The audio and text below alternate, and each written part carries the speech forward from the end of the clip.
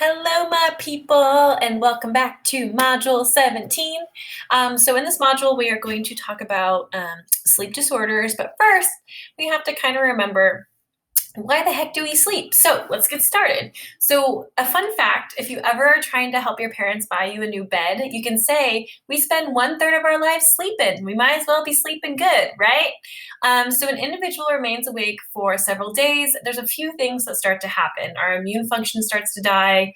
It starts to get really low. This is why at finals people start to get sick because they're usually not sleeping enough.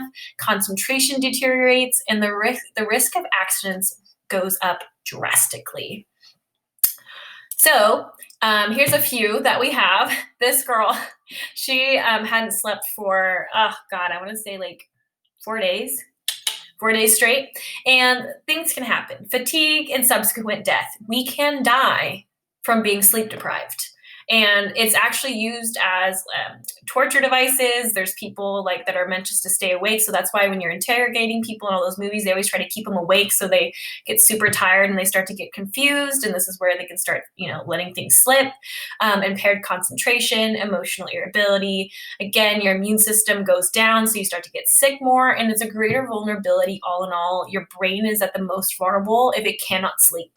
Again, thinking about all these theories we talk about, just kind of remember that sleep is essential for our survival.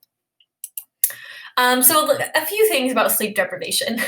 Here are a few effects, kind of like we said: irritability, cognitive impairment, memory lapse. Your short-term memory gets zapped if your brain can't remember, because during REM sleep is when your brain stores all of the memories and all of the new information. Impaired moral judgment, severe yawning. You can't stop yawning half the time. Hallucinations can occur, symptoms similar to ADHD, impaired immune system. You can, if you don't sleep long enough, risk to diabetes type 2, which is the ones that, that's created from your environment. You have increased heart problems. It just goes on and on. Tremors, aches. If you don't sleep a lot, it could actually suppress your growth. So all my people who want to have a little bit more growth on them, if people want to get taller, you got to sleep more, because that's when your body is growing and building. And that's also why, if you think about it, babies sleep so much, because there's so much that they're taking in when they're awake that they need to sleep so their memories can store everything that they learned and build neural pathways. So remember, when you sleep, that's when all your neural pathways are being built. So if we look at accidents, frequency of accidents due to loss of sleep majorly increase, especially for people who have a job as being a trucker. They actually have laws that they have to stop after certain periods of time, or they can actually go to jail because they are becoming a health risk to the people around them. So the biggest thing about trucker accidents is because they fall asleep on the road, right? Where they think, oh, I can just do 1 more hour, right? So now there's actually laws in place that truckers have to take breaks every, I forget how many hours at a time. But due to the amount of accidents that have happened, they created this law. So let's dive into some sleep theory. So if we think back to our evolutionary time, if we put our evolutionary cap on, here's a few perspectives. Sleep protects. We sleep in the dark when predators loom, so we don't have any, we're out of way from any harm. Sleep helps us recover. Sleep helps restore and repair brain tissue.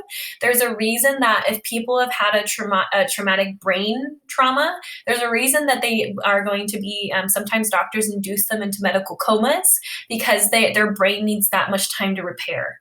So again, as you're sleeping, your brain is repairing itself, right?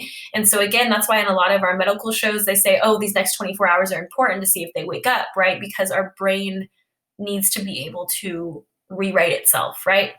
Sleep helps us remember. So sleep restores and rebuilds our fading memories. It allows us to have a healthy memory. Sleep may play a role in our growth process. It totally does, right? Our pituitary gland, the master gland, releases the growth hormone. And the older we get, the less sleep we need. So fun fact, and also teenagers are supposed to be getting 8 to 10 hours of sleep a night. You heard me. I know. You guys ain't doing that. Don't try to trick me. So let's get into our sleep disorders. So here is, and I try to make these as simple as possible because I know some of them can get confusing. So the one that you hear a lot is insomnia, and this is where you have a persistent inability to fall asleep. So insomnia, you have to hit a few markers in order to go to the doctor about it. But this is where it's a persistent inability to fall asleep, where it's after many, like I have a friend that has diagnosed with insomnia, and she I think she's on a sleep regimen now, but it's very hard for her to fall asleep at nighttime, and it has to do with sometimes a chemical reaction as well. Narcolepsy. So narcolepsy, this is where you have the overpowering urge to fall asleep, and this may occur while you're standing up and talking. So people who have narcolepsy cannot drive. It is a sleep disorder.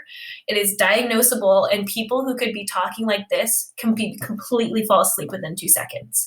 So obviously you can't drive for many reasons. You don't want to fall asleep on the road, but they can't stop it. And it could last for a few seconds. It could last for a few minutes. They could fall asleep for an hour. It all depends what level it's at. Sleep apnea.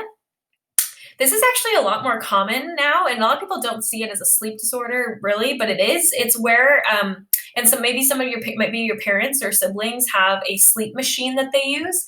So sleep apnea is a failure to breathe when you're asleep, and it has to do with kind of your nose structure and the way that you sleep. But one of my friends has really bad sleep apnea, and it came across as snoring a lot, like really loudly, and then like really obnoxiously snoring. But it's actually they snore because all of a sudden they can't breathe and they forget they breathe. So sleep apnea, they usually have a machine that helps them sleep at night. That will help make sure that they keep their breathing down. It usually stops their snoring too. So people who have obsessive snoring, that kind of like sounds like it's like a kind of wakes you up a little. It's them actually restart like breathing again. So sleep apnea is actually more common than people think. So these sleep disorders are more prone to children. We don't really see these often in adults unless night terrors can happen if you have PTSD. So night terrors is a sudden arousal from sleep with such an intense fear with a physiological reaction. That means that your body is reacting where your heart rate's through the roofs, you're sweating through your sheets, and this happens during stage 4 right before REM. And night terrors feel real.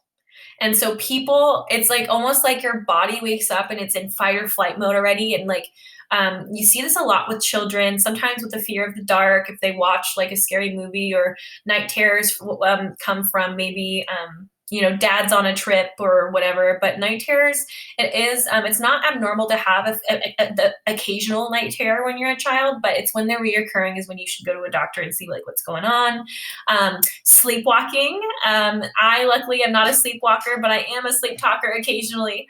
So stage 3, this happens stage 3 usually, which is it's usually harmless. It's when you get up and walk around. Usually you don't want to wake someone who is sleepwalking, so you just want to herd them back to their bed. My brother used to sleepwalk to the fridge all the time. Apparently he was always hungry. Speaking of food, so I have a funny story. My freshman year roommate woke me up in the middle of the night and she's like, do you know what you just did? And I was like, no. She's like, you just ordered Taco Bell in your sleep. So apparently I was ordering Taco Bell in my sleep, and then I started to munch, and who knows, but apparently I sleep talk about food. So, I mean, it could be worse. But this condition sometimes runs in families. It could be genetic. It could be random. But again, these are pretty harmless in the long run, unless your sleepwalking gets extreme, which then you have to go to the doctor and see what your options are. So again, dreams, the link between sleep and dreaming has opened up a new era of dream research. So again, let me make sure that we're still on track. Dreams. Okay, good. Okay, so boop. Okay, so what we dream. So now this comes with sleep. So this is Freud's theory of why we dream. So if on the top of these notes, please say Freud's theory. Okay, so Freud did have a little play in the dream game. Okay, so Freud came up with this term manifest content, which means that we manifest storylines in our dreams, right? So manifest content is the storyline of our dreams. And what Freud kind of thought of. So these are his three kind of explanations of why things happen in our dreams. And again, this is through a Freudian lens. Take it as you can, but here it goes. So we usually have 8 out of our 10 dreams have negative emotional content. And so the dreams that we tend to remember usually have a negative emotion attached to them. And sometimes they happen more often that we remember only the negative. So 8 out of 10 dreams tend to be negative emotional content. Then Freud kind of came up with this whole failure of dreams. So people commonly dream about failure, either being attacked, pursued, rejected, or struck with misfortune. This could be any of your subconscious. Freud would think your subconscious is trying to tell you like, oh, you feel inadequate at your job, or, if you show up to school and you're not wearing any clothes, it could mean that you're trying to hide something from people at your school. So Freud really does think of these dreams as a way to show that your subconscious is trying to talk to you about maybe some subconscious things that are happening within your mind that you may not even know. And then, of course, Freud has to bring things into a sexual terms. And Freud believes that, sexual dreams, contrary to our thinking, they are sparse. We actually don't have a lot of them. But, according to studies, sexual dreams in men are 1 in 10 and women are 1 in 30. Okay. So again, these are some of Freudian's kind of conclusions that he came up with when it comes to dreaming. And two other terms that Freud really thought in his dream theories is that we have wish fulfillment. And Freud suggests that means that our dreams provide a psychic safety valve to discharge unacceptable feelings. So Freud believes that our dreams allow us to fill the wishes that we can't do in regular society. So again, very Freudian, we're repressing some of our urges that are not acceptable for society, but Freud believed that dreams allowed us to do these things that maybe society would look down upon us in. So a dream manifest content may also have some symbolic meanings that signify our unacceptable feelings. So that is another reason why Freud would sit you down on a chair and say, tell me about your dream, right? And so he thinks that it's a way that your subconscious is trying to do these actions that maybe society wouldn't agree with, right? And then we have information processing. Dreams may help sift, sort, and fix through the day's experiences and memories. This is a very hard learned evidence, and dreams, again, help us kind of sort out through our lives. And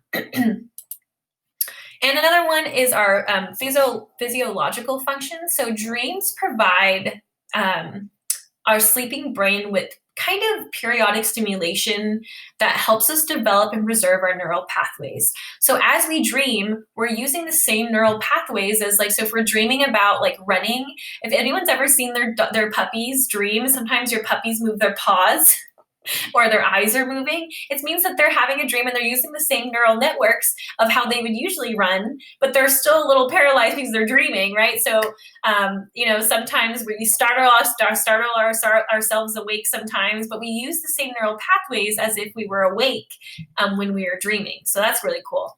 But it helps us build our neural networks with newborns. That's why, again, they sleep so much because they need to absorb that much information.